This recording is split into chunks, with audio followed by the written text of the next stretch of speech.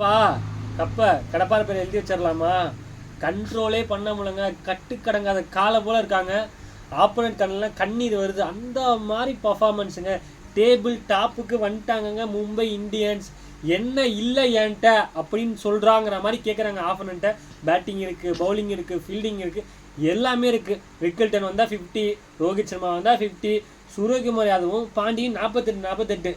பவுலிங்கில் Boult 2 wicket, Bumrah 2 wicket, Deepak Chahar 1 wicket, Karan Sharma 3 wicket.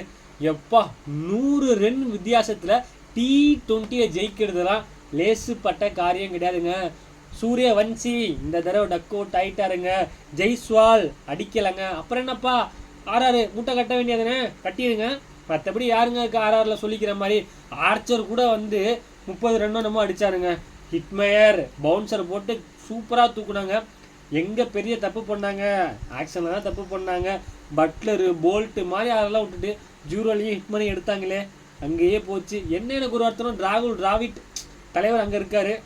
But பரவாயில்லைங்க, Mumbai Indians comeback கொடுத்துட்டாங்க. எனக்கு தெரிஞ்சு கப்பு அவங்க பேரை எழுதி வச்சாலும் நான் நினைக்கிறேன். நீங்கள் நினைக்கிறீங்க கமெண்ட்டுங்க.